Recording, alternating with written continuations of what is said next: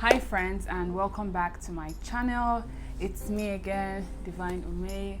Guys, in today's video I'm going to be talking about something that I have really struggled with for a very long time, and I feel like it's time I come and share my personal experience with this particular topic, just to see if I could help someone out there going through similar situation or going through something similar to this. So on that note, I'd like to give a disclaimer that every opinion or thoughts in this video are mine and they stem out of my personal experience. I'm not a life coach, I'm not a life guru, I don't have all the answers, but these are basically how I'll be able to amplify my life. Life is a winding road, no telling where it goes. Now I know you'll be wondering, like, what does a girl in her early 20s know about rejection? I mean, you haven't even lived long enough.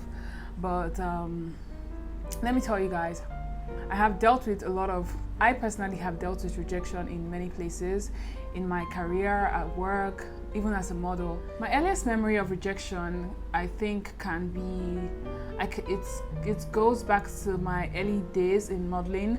I started modeling at the age of 13. For those of you who don't know, I used to be a runway and a commercial model, so I did a lot of jobs for many of the big names in Nigeria. I worked for a lot of multinational brands. I also worked on the biggest fashion shows in Africa and in Nigeria, so I had a very good career, okay? I also contested for pageants as well. I was also a pageant model, if there's something like that. I also contested for Most Beautiful Girl in Nigeria. I don't know if you guys know that, but I did, 2017. You know, I had a very good career as a model, but alongside that, getting up to that level in my career, I faced a lot of challenges and a lot of rejection, because the whole basis of being a model depends on like the opinions of others, the validation of others. We are always being scrutinized, we're always being judged, we're always going in front of judges to be judged. Like you're always going to be tried and tested, okay?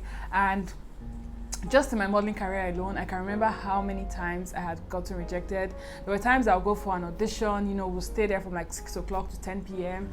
And at the end of the day, they'll come back and say, oh, thank you very much, well, you know what we're looking for. And sometimes you will even break down and start crying, because like you've been so stressed out, you worked so hard. The night before, you stayed up practicing your catwalk, practicing your steps, wearing your heels, doing all of that. If you're a model, you'll understand, but if you're not, you might not really get what I mean. But you know, sometimes even like for the fashion seasons as well, some of us start working out from like months before the fashion season. So you're putting in all this work, you're trying to get your body right, trying to eat right, and then on the day of the audition, the judges are like, nah, we don't think you're the right fit. Sometimes they don't even give you any reason, just like no. And you go back home thinking like, am I not good enough? What did I do wrong? Am I too fat? Why did I waste my time practicing? Why did I try to get in shape? Why did I go through all the stress? Is this career even for me? You know, there were days and nights like that I cried myself home from auditions, you know.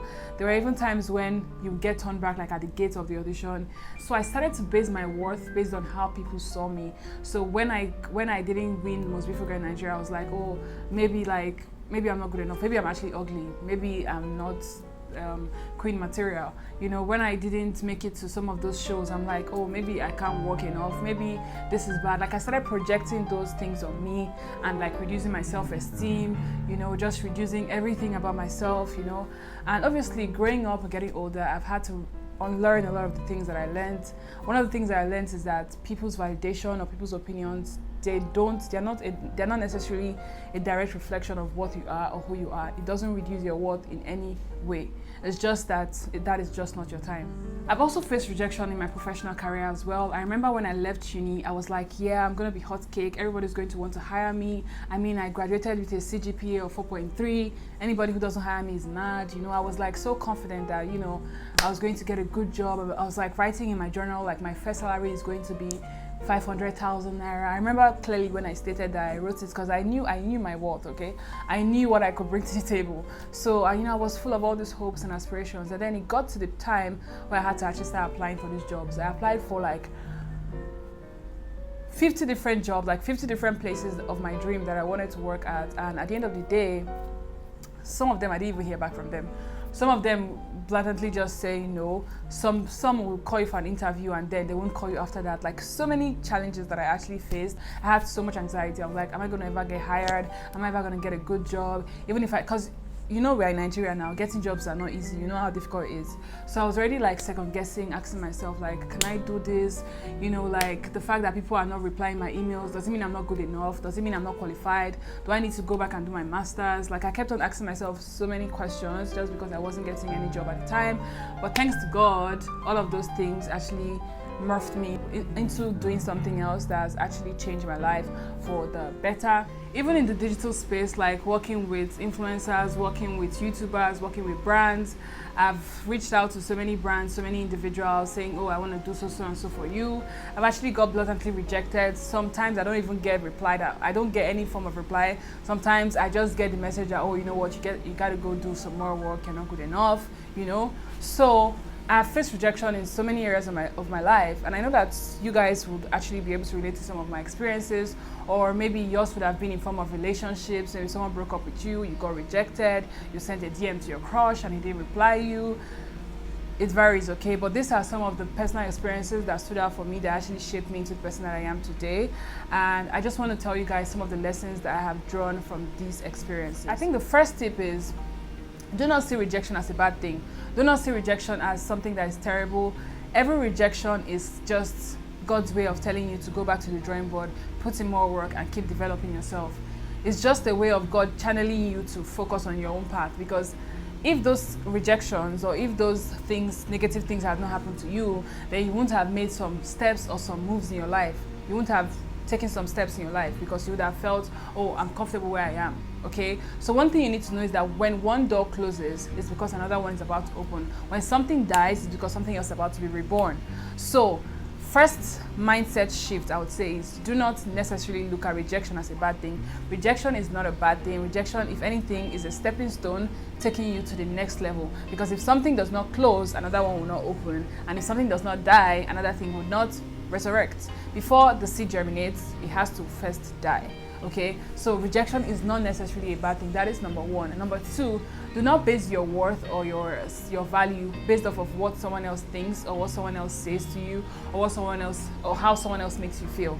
Because someone gave you a no or gave you a negative answer or shunned you does not necessarily mean that you're not good enough. It just means that you're not what the person needs at that time, and that is okay. Once you make peace with that, you wouldn't bother yourself thinking and overthinking things. You just know that this is not my time, this is not my person, and then you go on to the next idea. You go and born the next idea, okay? Another thing I want you guys to know is that power comes from pressure. Let me say that again. Power comes from pressure. Sometimes we tend to be as human beings, we tend to always want to stay like in our comfort zone. We just want to stay where we're safe, where things seem like it's working out. But let me tell you guys something. Sometimes power comes when you're under a lot of pressure. There are so many things that I started in my life, or so many things that I began, especially like the businesses that I have launched so far. If I didn't face pressure at my former workplace, I would never have born those ideas. You know, I had to be under some certain pressure, which now made me to ignite my fire. So power comes from pressure. So whenever you're facing pressure, you're facing rejection, you're facing any negative feelings from other people, just know that yes, power comes from pressure. Another thing I wish someone told me when I was younger is, if you have to force it, it isn't worth it. If you have to force it, it isn't worth it. I'm going to say that again because let me tell you guys a funny story, right? When I used to model, right, there were times when I would go for an audition, right, and I would do my thing, and I'll get a negative answer. Obviously, judges will say, no, we don't want you. You know what I'll do? I'll go back to the restroom. I'll always come in two outfits. I'll go back to the restroom. I'm sure every model will have done this at some point. Go back to the restroom, I'll change into a different outfit, and then I'll come back to re-audition again, because in my head I'm like, nah, maybe they didn't see me well, maybe they're not paying attention. Because actually, sometimes when you're auditioning, the judges sometimes are always distracted, or maybe pressing their phone or looking for their faves. So, you know, my small brain will tell me, go and change your clothes and come back again. This second time, try and work better, maybe they'll pick you, you know. And let me tell you guys something, all the times I've ever done that, I've never been picked. I've never, even at the second time, the third time, I've never been picked. You know, I've just never been picked, because at the end of the day, if somebody wants you, they're not going to have to stress it. Like, you're not going to have to, if something is for you, you're not going to have to stress over it. If you have to stress over something, it's probably not worth it. So I wish someone could have told me this when I was younger, that I didn't have to stress, I didn't have to re-audition, I didn't have to kill myself. If it didn't work out the first time, go and work on yourself. Like, there's no need going to the restroom to rechange and come out. For some people it may have worked for them, but for me it never did work for me, because at the end of the day, if you have to force something, it's probably not worth it.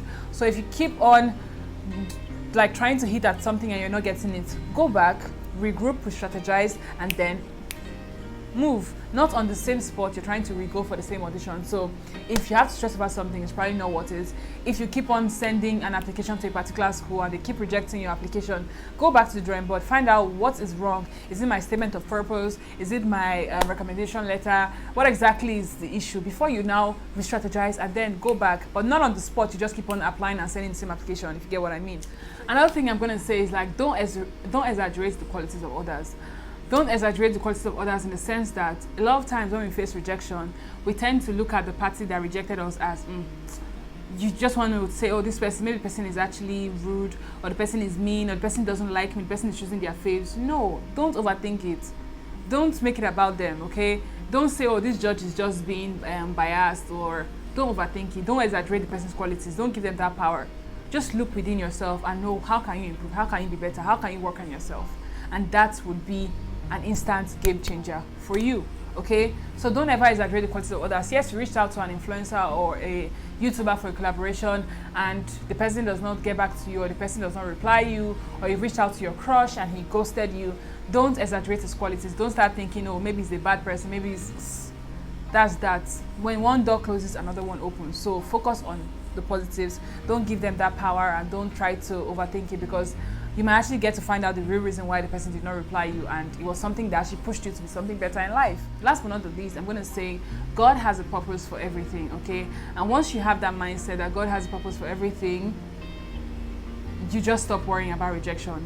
You see rejection as a positive thing. Like, if God is making this thing happen to me, then he's preparing me for something way, way, way, way better. He's morphing me, he's shaping me, he's trying me so that I can be what? Tested and trusted. He's working on me to make me something else, because trust me, I wouldn't have had my life any other way. All the rejections, all the no's, all the negative answers, all the no response, all the ghosting, they all morphed me into the person that I am today.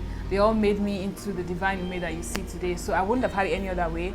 So just having in mind that the Lord has a purpose for you and your life. So whatever thing that you're facing, whatever rejection that comes to you or that you face, just having in mind that God has a greater plan, God has a bigger plan, and if that thing is happening to you, it's because it's sharpening you and it's shaping you into your purpose, into the person that you should be and become, okay? So basically, that is my life experience, and that is how I've been able to shift my mindset from a rejection mindset to a positive mindset, okay? I hope you guys learned something from this video, and yeah, I'll see you guys in my next video. Bye.